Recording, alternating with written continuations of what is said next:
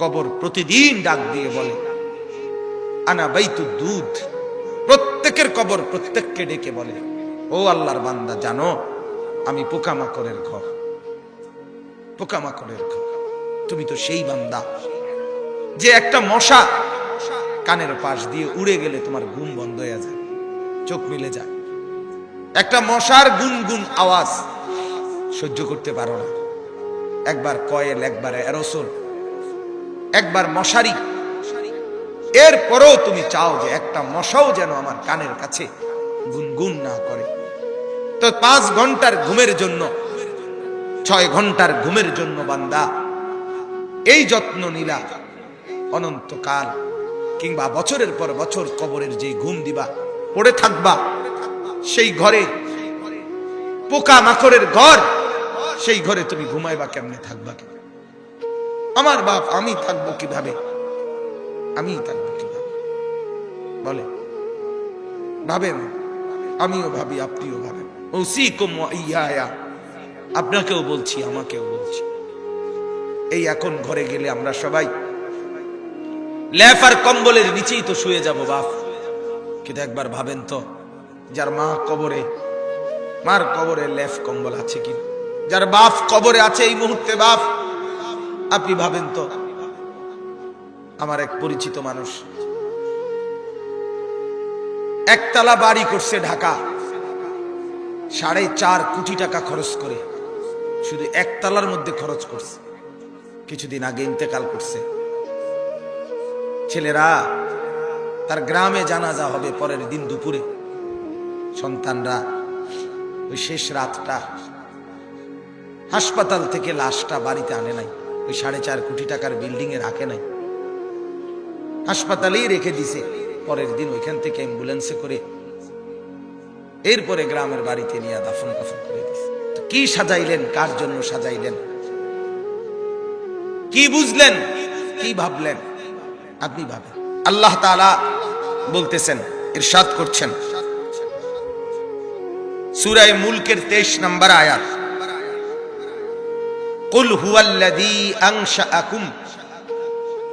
আল্লাহ তাআলা আমাদের প্রিয় নবী সাল্লাল্লাহু আলাইহি ওয়াসাল্লামকে লক্ষ্য করে বলেন, নবী আমার, বন্ধু আমার, আপনি বলে দেন।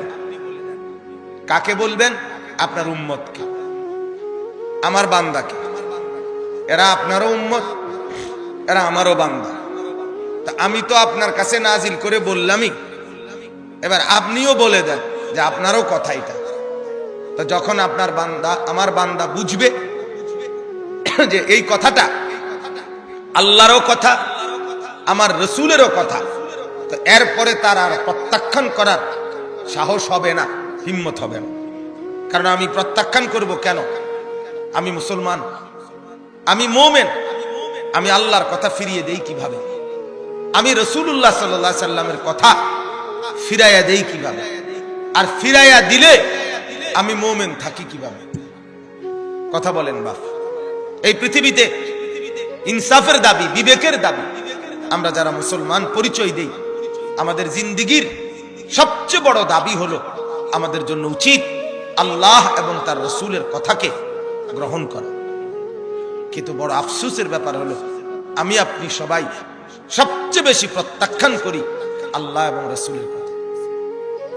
সামান্য থেকে সামান্য ব্যক্তির কথাও এক ডাক্তার বলে দিছে বাঁচতে হলে আর কোনোদিন মিষ্টি খাওয়া যাবে না, 30 বছরের জন্য মিষ্টি খাওয়া ছেড়ে দিছে। এক ডাক্তার বলে দিছে বাঁচতে হলে আর চিনি দিয়ে চা খাওয়া যাবে না, আজীবনের জন্য ছেড়ে দিছে। আমাকে বাঁচতে হবে। তাহলে আপনাকে যদি শুধু হায়াতে বাঁচতে হয়, আপনাকে তো জাহান্নাম থেকেও বাঁচতে হবে। কথা বলেন না কেন? দুনিয়াতে যেরকম আপনি চাচ্ছেন আমাকে বাঁচতেই হবে, অতএব কষ্ট হলেও মিষ্টি খানা ছেড়ে দিলাম, চিনি খাওয়া ছেড়ে দিলাম, তা আপনি কষ্ট হলেও আপনাকে তো জাহান্নামের আগুন থেকেও বাঁচতে হবে বাপ। তো সেই জাহান্নামের আগুন থেকে বাঁচতে হলে আল্লাহ এবং তার রাসূলের নিষেধগুলো তো ছেড়ে দেওয়া উচিত, গুনাহ তো ছেড়ে দেওয়া উচিত বাপ। আফসোসের বিষয়, একই ব্যক্তি নিজের এই সাইড বোঝে, ওই সাইড বোঝে না। এটা কি বোকা? এটা তো বোকা ছাড়া আর কিছু না বাপ। আল্লাহ তাআলা বলেন, বান্দা তোমরা তো ভালোই বুঝেছ দুনিয়ার জীবনের উপরের অংশ, কিন্তু তোমরা ভুলে তো গেছো তোমাদের আখিরাত। আখিরাত আমি বলি অনেক সময় উদাহরণ দিয়ে, এই যে এই কাগজটা 4 কালারের, এটার এই পৃষ্ঠাটার মধ্যে দেখেন তো অনেক ডিজাইন করছে, অনেক ডিজাইন, 4 কালারের ডিজাইন চমৎকার করে এই পিঠ সাজাইছে, কিন্তু এই পিঠ খালি, এই পিঠেতে কোনো কিছুই না, সাজগোজ। তো আল্লাহ তাআলা যেন বলছে, বান্দা মাটির উপরে তোমার যেই ঘর, সেই ঘর তো খুব সুন্দরভাবে সাজাইলা, ইট বালু সিমেন্ট, ময়মনসিংহ থেকে বালু আনছো, সিলেট থেকে পাথর আনছো, 1 নাম্বার ইট 1 নাম্বার বালু, এরপরে টাইলস, এরপরে খাট পালং sofa furniture, fridge AC, dining table, চায়ের কাপ, কাচের প্লেট, লবণের বাটি, অত্যাধুনিক সাজে পুরা ঘরটা সুন্দর করে সাজিয়েছ। বান্দা এই পিঠ তো খুব সাজাইলা, তো তুমি কি জানো মাটির নিচে তোমার আরেকটা ঘর আছে, সেই ঘরের নাম তো কবর। আমার বান্দা, আল্লাহ যেন বলছে, আমার বান্দা মাটির নিচের ওই ঘর, সে ঘর সাজাইবা না, সেটাও তো তোমারই ঘর। কি ভাই, শেষ বেলায় আমার বাপ, আমার ভাই, আমার বন্ধু, রাত অনেক হয়েছে, আমি ইচ্ছে থাকলেও লম্বা করতে পারবো না ভাই, আমারও ফিরে যাইতে হবে, কুমিল্লা ক্যান্টনমেন্ট যাইতে হবে। আমি আজকে গত শুক্রবারে বের হয়েছি, এখনো পথে পথে আছে, বাসায় যাই নাই, আজকে 5-6 দিন। তো আমি বলতে চাচ্ছি আপনাকে এই কথা, মাটির নিচের ওই ঘর, সেটা আপনারই ঘর, সেটা আমারই ঘর বাপ, সে ঘর সাজাবেন না। সে ঘরে এভাবে ভুলে গেলেন, এভাবে ভুলে গেলেন। তো এই জন্য বলি, এটা যেন এমন মাটির উপরের এই ঘর যদি খাট পালং আর সোফা দিয়ে সাজে, আল্লাহর কসম মাটির নিচের আপনারই ওই ঘর সাজতে হলে জিকির আর তাসবিহ তেলাওয়াত লাগবে। এ ঘর সাজবে খাট পালং দিয়ে, ওই ঘর সাজবে জিকির তাসবিহ তেলাওয়াত দিয়ে, আল্লাহ তাআলার গোলামি দিয়ে প্রতিটা সেজদা ওই ঘর সাজিয়ে দেবে, প্রতিটা জিকির ওই ঘর সাজিয়ে দেবে, প্রত্যেকটা বন্দেগী আপনার কবরের ঘর সাজিয়ে দেবে। কবর প্রতিদিন ডাক দিয়ে বলে, আনা বাইতুদ দুধ, প্রত্যেকের কবর প্রত্যেককে ডেকে বলে, ও আল্লাহর বান্দা জানো আমি পোকামাকড়ের ঘর, পোকামাকড়ের ঘর। তুমি তো সেই বান্দা যে একটা মশা কানের পাশ দিয়ে উড়ে গেলে তোমার ঘুম বন্ধ হয়ে যায়, চোখ মিলে যায়। একটা মশার গুনগুন আওয়াজ সহ্য করতে পারো না, একবার কয়েল, একবার অ্যারোসোল, একবার মশারি, এরপরেও তুমি চাও যে একটা মশাও যেন আমার কানের কাছে গুনগুন না করে।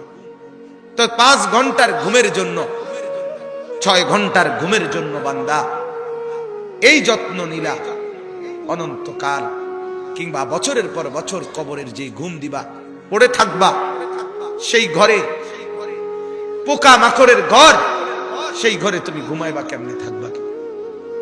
আমার বাপ, আমি থাকবো কিভাবে, আমি থাকবো কিভাবে বলে? ভাবেন, আমিও ভাবি, আপনিও ভাবেন।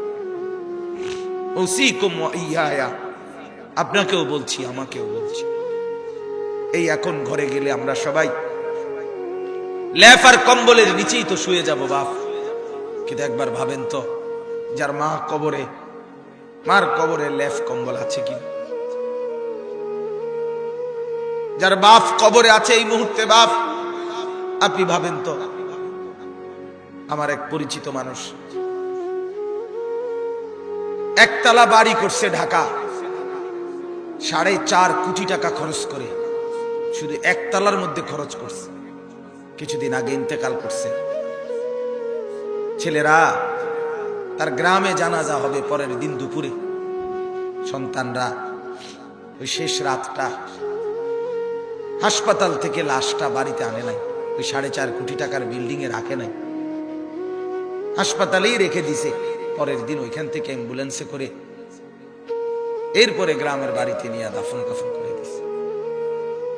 এখন এটা তো করোনার কালে নাই, এখন ইদানিং 10, 15, 20 দিন আগের কথা। কি সাজাইলেন, কার জন্য সাজাইলেন, কি বুঝলেন, কি ভাবলেন?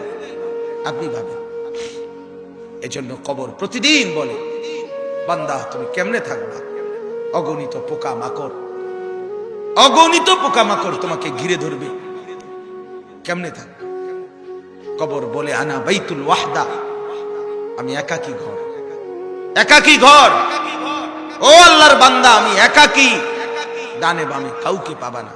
পৃথিবীর সবচেয়ে বড় যন্ত্রণার নাম হলো একাকিত্বের যন্ত্রণা, একাকিত্ব। পৃথিবীর সব সম্পদ যদি কারো ঘরে থাকে, সুখের উপকরণ থাকে, কিন্তু স্ত্রী নাই, ছেলে মেয়ে নাই, আপনজন কেউ নাই, ওই ব্যক্তি একাকিত্বের যন্ত্রণার সামনে গোটা পৃথিবীটার সব উপকরণ তার সামনে তুচ্ছ।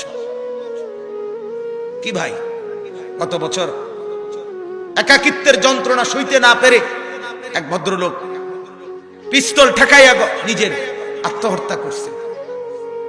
সব ছিল কিন্তু কেউ নাই। তো কবর বলে, আনা বাইতুল ওয়াহদা, আমি একাকী ঘর।